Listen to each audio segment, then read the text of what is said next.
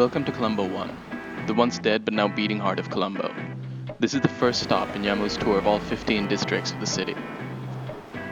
Colombo used to be an actual fort until the British tore it down around 1870. Now these cannons are all that's really military around here, and they don't work. In 1996, the LTT drove a bomb into the central bank. It killed about 91 people, injured over 1,000, and that broke this district. After that, a lot of business and people fled from here. It's only now just recovering.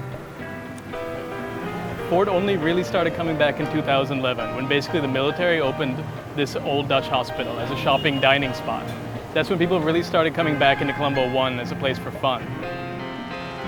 Since then, development has spread behind Dutch Hospital. There's a hotel coming up here, and there have been restaurants and bars here, but they keep changing, but I'm sure something will stick.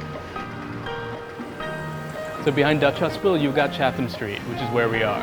These buildings have beautiful bones, and it's a wonderful street. It's just right up the way from the bomb blast, so people cleared out of here. Back in the old days, Whitehorse was across the street, and there was a lot of stories of beatings and guns and kind of debauched good times there. This street is gentrifying fast, but maybe not fast enough. As you can see, it's like pretty dead, and we're here at like a busy time. But what you can't see is what we can hear, which is the construction going on around. So this area is going to develop fast. If you want a quick bite, go to Tea Rooms is a good bet. They do a good cheap lamprey, short eats, iced coffee. Duran Duran also shot a video here. I think Hungry Like the Wolf. You can watch them flip over a table, but we won't recreate that here. This is still the heart of the city. Literally right here is kilometer 0 for roads to and from Colombo. This clock tower actually used to be a lighthouse. Until it was replaced by this, the Galbach Lighthouse, which is itself now inland. In the 1950s, we also built this futuristic stupa that you can see from the sea.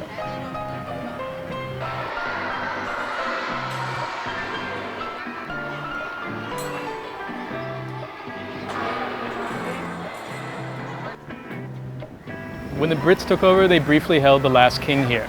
Now it's a parking lot. This is the Kingsbury, which is the newest redone hotel in Fort. Some might say it's nouveau riche, but there's nothing wrong with new money. This is the president's house behind me, but no one lives there. There's also a beautiful garden set in there. I hope that someday it'll open up to the public. This part of Fort is really the heart of Fort, and it's only recently opened up just for walking through. So we'll see what happens once people start opening up the buildings and doing commerce and letting humans have fun here. The old Cargill's building and these beautiful walkable streets are still underutilized. The oldest hotel here is the Grand Oriental. People used to literally get off a boat and come here. It's not the most popular hotel anymore, but it's still a beautiful place to end a tour. You can go up to the harbor room and they have a beautiful view overlooking the port. The previous government in China wanted to almost replace Fort with a completely new port city, but land filling on that has stopped for the moment. What's going to happen with it, who knows? Right now we got a big rock pile. And spots like the Gafour building were mainly used for parking. There's actually just a ton of unused real estate in Fort. If you're feeling fancy, the Ministry of Crab is probably the best restaurant in the city, if you like crab. So that's the end of Colombo 1 for us. Next up, Colombo 2.